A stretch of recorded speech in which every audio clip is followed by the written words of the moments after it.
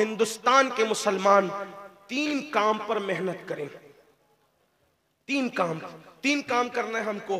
पूरी तकरीर याद रहे न रहे ये याद करना। पहले वादा करो कौन कौन ये 3 काम करेगा, हाथ उठाएं, बोलो भाई सुभान अल्लाह। देखो 3 काम हिंदुस्तान में हमें 3 काम करना है। नंबर 1, दीनदार बनो। क्या बनो? और अपने बच्चों को भी दीनदार बनाओ। दीनदार सिर्फ दाढ़ी टोपी वाले दीनदार नहीं, सिर्फ गोश्त और मछली खाने वाले दीनदार नहीं। कैसे दीनदार? जैसे रसूलुल्लाह बनाने आए थे। और वो कैसा दीनदार होता है? जो अपने लिए पसंद करो वही अपने ईमान वाले भाई के लिए पसंद करो, है ना। कैसे दीनदार? हुजूर से सच्चा इश्क करो। कैसे दीनदार? नमाज की पाबंदी करो। तो 3 काम क्या करना है? नंबर 1 क्या बनोगे? क्या बनोगे? दीन पर अमल करो। नंबर 2, मालदार बनो। नंबर 2 क्या करना है? मालदार बनो, मेहनत करो। खेल कूद से तवज्जो हटा के माल हासिल करो। जुए सट्टे शराब से नहीं, हलाल मेहनत की कमाई से। क्योंकि गरीबी कभी कभी आदमी को कुफ्र तक ले जाती है, इसलिए मालदार बनो। कुछ लोग कहते हैं ना, अरे अल्लाह के रसूल भी गरीब थे, हम भी गरीब है, तो क्या? ये झूठ है। हुजूर कोई गरीब नहीं थे, हुजूर कोई मिस्किन नहीं थे, हुजूर कोई मुफलिस नहीं थे। हुजूर अलैहिस्सलाम इतने मालदार थे कि उनसे पहले इतना बड़ा मालदार न कभी रूए जमीन पे आया और न कयामत तक उन जैसा मालदार कोई रूए जमीन पे आ सकता है। अब आप कहेंगे ये कोई नई बात डाल दी आपने। मैंने कहा नई बात फिर कहता हूं, मैं नई बात लाने वाला कौन? सुनो, हुजूर कितने मालदार थे। कोई एक रियासत का मालिक, कोई एक खेत का मालिक, कोई एक मुल्क का मालिक, कोई 2 मुल्क का मालिक। मेरे नबी इतने मालदार थे कि अल्लाह ने पूरी दुनिया का भी मालिक बना दिया और उनको जन्नत का भी मालिक बना दिया। मेरे इमाम कहते हैं मालिक कुल ने, खालिक कुल ने आपको मालिक कुल बना दिया। दोनों जहां आपके कब्जा व इख्तियार में। और हुजूर अलैहिस्सलाम, ये तो बात हुई, लेकिन हुजूर के पास मदीने शरीफ में और इर्द गिर्द मदीने शरीफ के इतनी जमीनें थी कि हुजूर से बड़ा कोई जमींदार नहीं था। मैं अपने अल्फाज में समझा रहा हूँ। लाखों की आमदनी थी हुजूर की, लाखों की। लेकिन बात ये थी, सुबह आती थी लाखों की आमदनी, शाम तक सब तकसीम कर देते थे। हाँ, अब आप कहेंगे जब लाखों की आमदनी थी तो आला हज़रत ने ये क्यों कहा? 2 जहां की नेमतें हैं उनके खाली हाथ में। ये भी एक मसला आप ला के खड़ा करते हैं। बड़े बड़े शायर लोग अहले इल्म में बैठे हुए, तो उसकी बात अर्ज कर दूं। यही तो इमाम अहमद रजा का कमाल है कि वो फनकार नहीं थे, वो आशिक रसूल थे। क्या है? मालिक कौनैन है, गो पास कुछ रखते नहीं। 2 जहां की नेमतें हैं उनके। कहा देखो उनके हाथ खाली थे ना। मैंने कहा एक खाली का मतलब होता है कुछ नहीं, यानी खाली है ना, खाली कुछ नहीं, नथिंग, कुछ नहीं, सही। और एक खाली का मतलब क्या होता है? एक खाली का मतलब होता है ओनली, सिर्फ। मतलब क्या? अगर पूछा जाए इस वक्त किसकी तकरीर हो रही है बुखारी उर्स में, तो कहा इस वक्त खाली अमीनुल कादरी बोल रहा है, यानी सब चुप हैं और सिर्फ अमीनुल कादरी बोल रहा है ना, ओनली वही बोल रहा है। तो क्या इस वक्त तो स्टेज पर शाकिर सामी साहब भी मौजूद हैं? नहीं, वो आने वाले तो थे लेकिन उनका वीजा कैंसिल हो गया, इसलिए वो नहीं आए, इसलिए खाली अमीनुल कादरी बोल रहा है।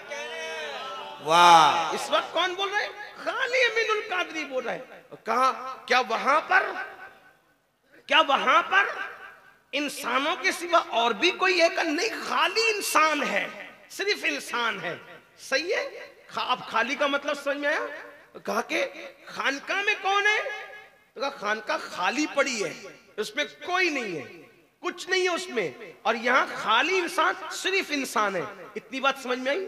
एक खाली का मतलब होता है कुछ नहीं और एक खाली का मतलब होता है ओनली, सिर्फ। बात समझ गए? समझे कि नहीं समझे? बंगाल वालों समझे कि नहीं समझे? हाँ, ये तो दिल्ली और लखनऊ वालों के भी बस का नहीं है, क्योंकि इमाम अहमद रजा की बोली है, तो बंगाल में बोलने की बात अलग है। अब मेरे इमाम कहते मालिक कौनैन है, गो पास कुछ रखते नहीं, 2 जहां की नेमतें हैं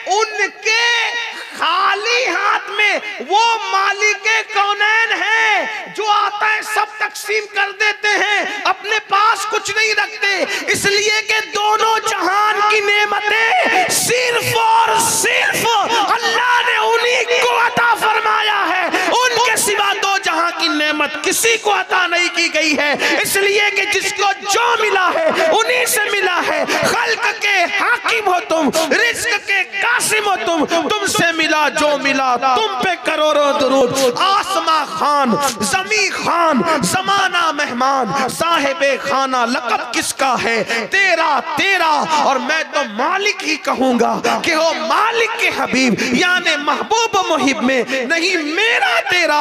और कौन देता है? देने को मुंह चाहिए, देने वाला है सच्चा हमारा न। तो हमारे नबी से बढ़कर, हमारे नबी से बढ़कर कोई मालदार नहीं, कोई मालदार नहीं। ठीक, इतनी बात समझ में आ गई, वरना और भी दलील पेश करता। तो नंबर 1 दीनदार बनो, नंबर 2 मालदार बनो। नौजवानों खासतौर पे जो बूढ़े हो गए, उनको चैलेंजेस का मुकाबला नहीं करना, चैलेंजेस का मुकाबला हमें करना है। नौजवानों जल्दी उठो, जल्दी सो, खूब मेहनत करो, मालदार बनो, खूब मालदार बनो।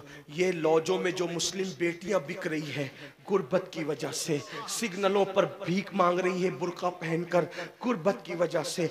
गुर्बत कुफ्र तक ले जाती है। लड़कियां जो मुर्तद हो रही है, लड़के जो मुर्तद हो रहे हैं, कहीं ना कहीं गुर्बत का उसमें अमल दखल है। गुर्बत का खात्मा करो। एक आदमी मालदार है, एक आदमी मालदार है, वो दूसरे को पैसा लगा करके उठाए।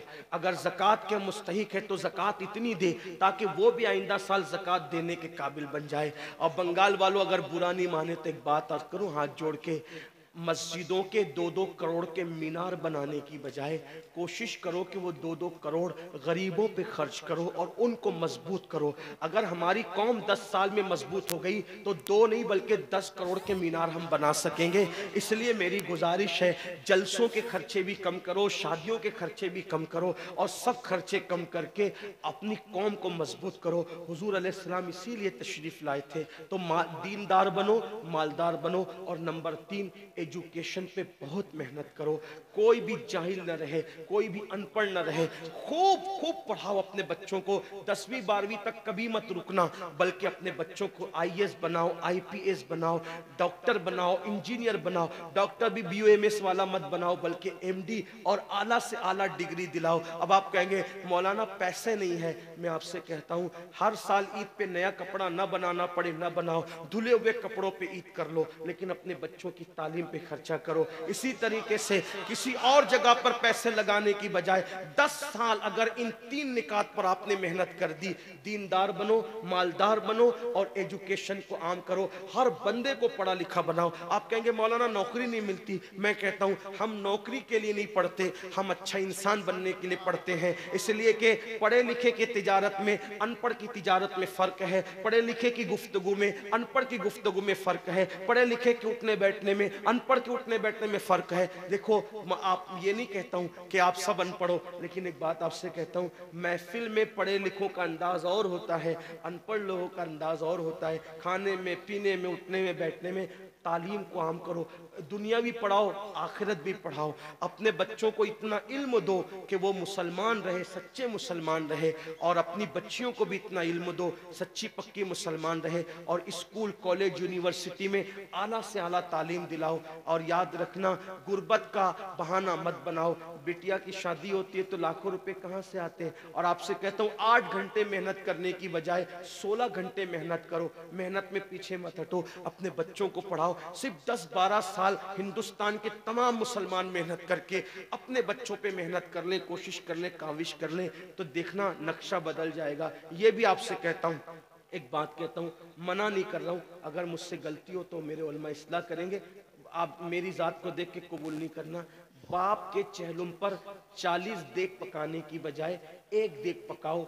उन 40 देगों का खर्चा बचाकर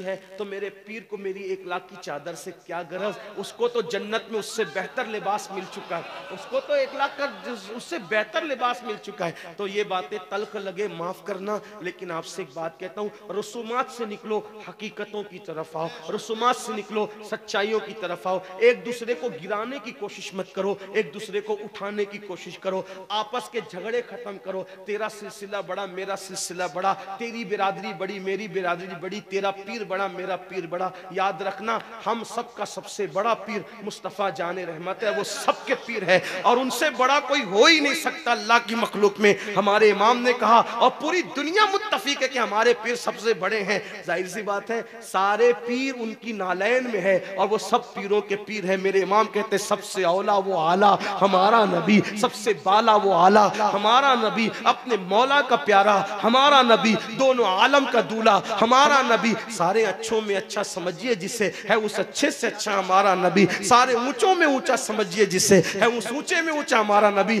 हमारा नबी इतना ऊंचा है कि अल्लाह अकबर, ताजे रूहुल कुद्स के मोती जिसे सजदा करें, ताजे रूहुल कुद्स के मोती जिसे सजदा करें, रखती है कितना वकार। अल्लाह अकबर एड़ियां, कोई बिरादरी बड़ी नहीं, कोई बिरादरी छोटी नहीं। मेरे आका फरमाते हैं कुल्लुकुम मिन आदम व आदम मिन तुराब, तुम सब आदम की औलाद हो और अल्लाह ने आदम को मिट्टी से पैदा किया। जब तुम सबकी अम्मी एक है, अब्बा एक है, तो छोटा बड़ा कोई कहां से हो गया। इसलिए बिरादरी के नाम पे न लड़ो, किसी नाम पे न लड़ो, सब लोग रसूलुल्लाह की जात पे मुत्तहिद रह जाओ, सहाबा और अहले बैत के अकीदे पे मुत्तहिद हो जाओ। और हाँ, जो नबी के गुस्ताख है, बेअदब है, उनके लिए तो अपना मौकिफ कल भी यही और आज भी यही और इंशाअल्लाह क़यामत तक यही कि दुश्मन अहमद पे शिद्दत कीजिए, मुल्हिदों की क्या मुरव्वत कीजिए, गैज़ में जल जाएं बेदीनों के दिल, या रसूल अल्लाह की कसरत कीजिए, शिर्क ठहरे जिसमें ताज़िम हबीब, उस बुरे मजहब पे लानत कीजिए चर्चा उन्हीं का सुबह शाम, जाने काफिर पर क़यामत कीजिए। वमा अलैना इल्लल बलाग। अस्सलामु अलैकुम। बोल दिया।